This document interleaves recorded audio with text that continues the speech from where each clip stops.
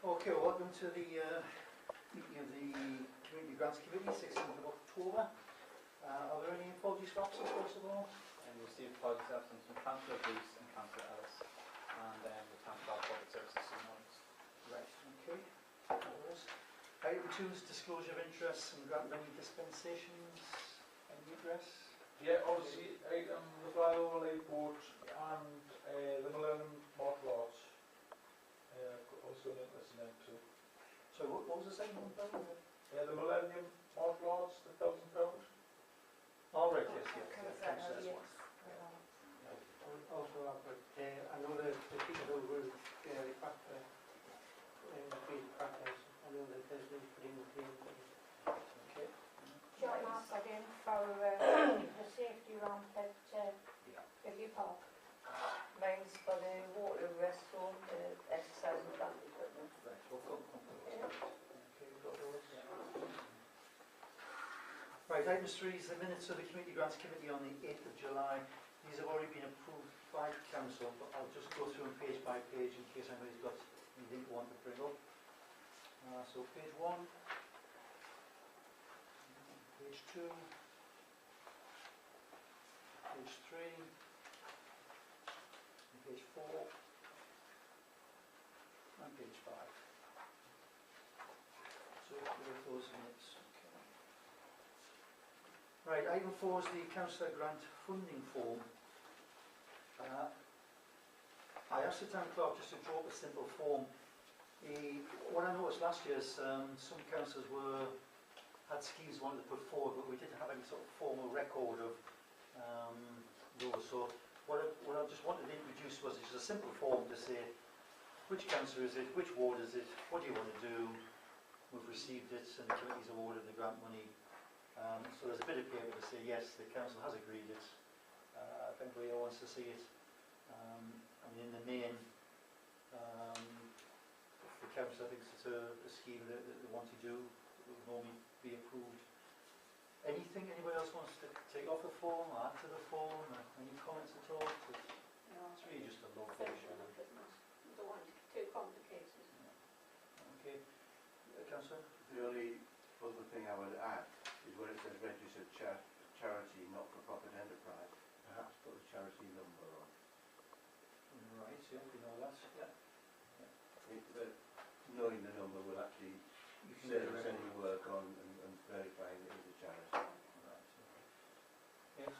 But not all of the councillors' money goes to charities, does it? It goes into the area, the area for schemes.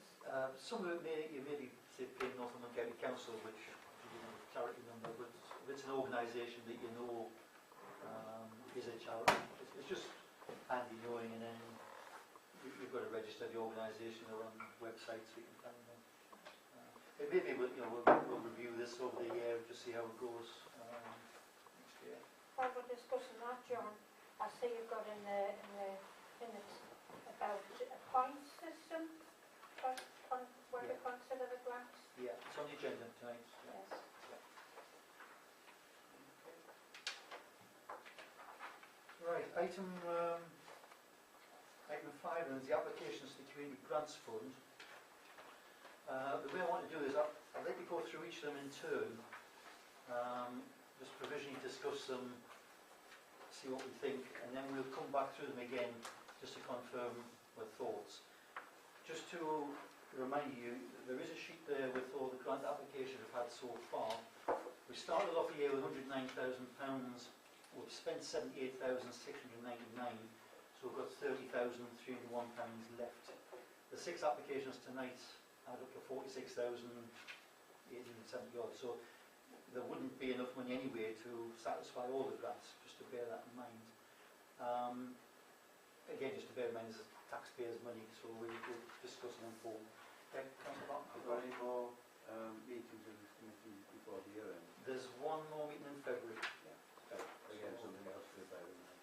Yeah, so that, I mean, there may be other applications coming, so you, again, as I said the last meeting, if you want to spend all the money tonight, you can do. If you want to retain any, we can do. It's really up to you to decide what to do with the applications tonight. I just want to I'll go through them all one by one. I'll make some comments as we go through.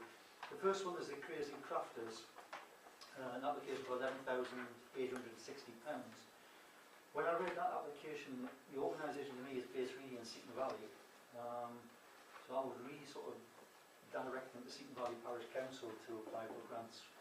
I know sometimes when you get an application in, the person who runs it might live outside of Blyth, and it's a Blyth organisation, but really this looks very much as though it's a Seaton Valley application, so I would tend to reject it and pass it on to Seaton Valley. Any comments on I that? would like to say exactly the same because they have got a council in Seaton Valley, and I think this is a Blyth town area, not Seaton Valley. I agree with that. A few nods. So well, I say we'll come back through just to confirm things, but at the moment I think I would refuse that one. I'll redirect it to Seaton Valley. The second one is a Waterloo House rest home for £450. This is for additional activities in the home. I'll bring Captain in a moment, but just to remind you, it is a private residential home. You need to be careful on these where it's a private business. It's different if they've got like a separate, friends of a home that are running other activities. But Councillor Nesbitt, are you going to? I think this is outside of that. I think what Ali's trying to do is create a craft group now, trying to get the residents participating in different things. So she has got it in the friends of it. That's working with her. So to me, it's not supporting the rest home itself, because I know I wouldn't do that. But what I would do is support the work that they're wanting to do outside of that. So for that one, we're assuming it will be picked up by Councillor Nesbitt's Yes. allocation of funds. Yeah. Right, the third one is Blind Club, applying for £2,640. This organisation has been going since about 1934. We did ask about the constitution. I know we've got a lot of elderly members in the organisation, and I believe they're seeking help from elsewhere to get a constitution. So they haven't actually got one they can give us at the moment. I'm prepared to overlook that, I think, for this particular application. They're after hiring a vehicle and a driver from Blyth Valley Disabled Forum for £55 a week for 48 weeks. So I guess it helps the Blyth Valley Disabled Forum as well. Any As views the on that? Town Council representative of the Disabled Forum, I will declare the appropriate interest indirectly. Yeah. I'd like to speak. Adrian and I have been to this club, to see them, and there are a lot of elderly people there, and some of them, that's the only time they can get out. They haven't actually got a partner or anybody to take them out, so often that's the only place they can actually get to, so I'm really supportive of them. I would also support it because of the type of elderly people that do attend who are blind. There's a lot of visual impairment there, so I would totally want to support it. Okay. There seems sort of general approval for that one. They have got mobility problems as well, some of them getting as well, physical mobility problems as well as the blindness. Okay. Application 4 is Aspire to Achieve, applying for £2,924. It's a not-for-profit organisation. They're wanting to run 2 sporting events inspired by the Paralympics. We have given them grants before, or certainly events. I'm not sure was this organisation or the events committee. Any comments on that one, Mr. Paul? Well, I've been looking through the papers very closely today on that. We've got no charity number. They're now doing a lot of work in Northumberland itself. Now, the last time I suggested that it joined with BVAL because they were the main ones for the Olympic legacy. Now, the BVAL is now active Northumberland, which covers all of Northumberland. And I think Aspire to Achieve should go in with that and get money from other areas of Northumberland. Because reading the papers today, everything he runs, people come in from outside of Blyth to partake in these events. Yeah. Just on that, I'm not 100% certain myself now on a charity and a not-for-profit organisation. They're slightly different organisations, so they might not have a charity number, but they're a not-for-profit They've got a company, constitution. organisation, Yeah. whatever. As long as they've got a constitution. So it's not a charity, but a similar What type is of ours then? organisation. If it's Olympic legacy, it's now by Act of Northumberland with a Olympic legacy as opposed to Blyth. So I say nothing wrong in them joining up with them and sharing anybody they get. Okay. Any other comments on that one? No? Okay. Right, item number 5 is the Royal Northumberland Yacht Club. They're applying for £10,000. It's to do busy with their headquarters vessel, Time 3, to preserve the ship, repair it. It's an educational project as well with lots of other partners. I think the document said the overall project was somewhere between £750,000 and £1 million. They have applied to Heritage Lottery Fund. They've got stage 1 approval, going for stage 2 approval in December. With the Heritage Lottery Fund, they do like to see a lot of partners and other organisations, you know, they don't just hand money out. They like to see the communities involved and other organisations are involved in it. It's a large scheme. I have heard comments from outside that some people think there's a lot of money to spend on a headquarters for an organisation, but it is a ship with history to it that they're wanting to preserve. And they're applying for £10,000. Any views on that one? I actually wondered about this, without hearing or without reading what you mentioned, that giving money to what's ostensibly a private sports club, I have thoughts about, but the vessel is a historic interest, and it's that element of it that I would certainly consider more than if the golf club came and said, could we have this, or a football club said, can we have that. But it's still doubtful, but it's a big project and it's a relatively small amount that's been applied for. If I just add to these, well, sometimes with the Heritage Lottery Fund, you have to invest some money in order to do some surveys to find out what it is you actually want to do eventually.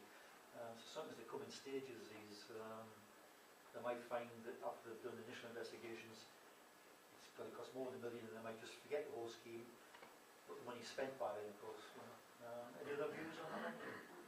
I agree with Councillor Gibbs Barton about the historic part of it, and that's the only bit I'd be looking at, like the history bit.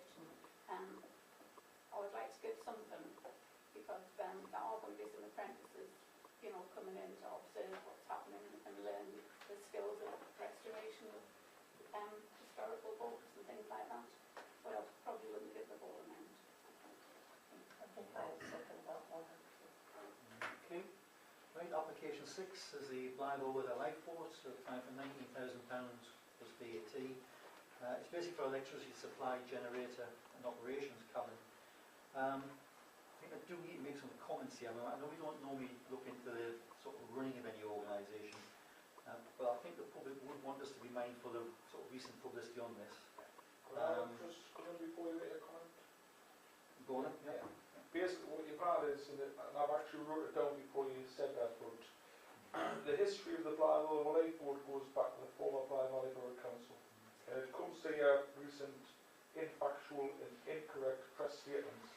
I believe instigated was still investigated from Northumberland County Council. I'm trying to get it, but basically the history, I'll quickly go through it, is 2005 the former Blyth Valley Borough Council and Waterspec Council and our MP got together and brought that entity down here.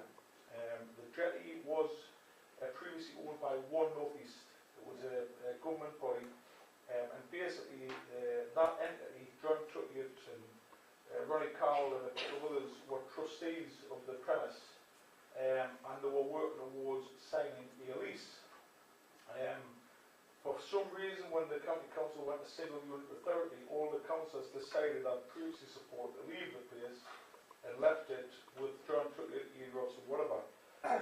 I got the keys thrown at me twice from the period 2008 to 2013, and I ended up taking over as a trustee in 2013. That's why I declared an interest tonight. When I took the keys over, I looked at the legals of everything, and the lease wasn't fit for purpose. Whoever had tried to formulate this, and bear in mind I'm a writer of 35 leases. I own 35 leasehold premises today, so I know what you need to do on a lease, and you can't give infactual information on a lease. in that lease it said you couldn't do this, that and the other, and it was basic things like you couldn't have religious workshop groups on there, you couldn't have this. But the premises was catering for the community. We had spiritualist churches coming in using the facilities because they couldn't get anywhere else. Also in the big church up at Water Road Church. We had a lot of other disabled community groups using. So along with it, I've been negotiating the terms of the lease with Homes for Communities for about a year. Something happened where the county council met with the Homes for Community Agency on the 10th of April this year, and what's come out is the Northumberland County Council wanted to be evicted from that premise, but they couldn't tell why. So I've been negotiating with Homes for Community Agency and with the county council for the last 5 months, which culminated in a deadline date to be evicted, which didn't happen because they saw common sense.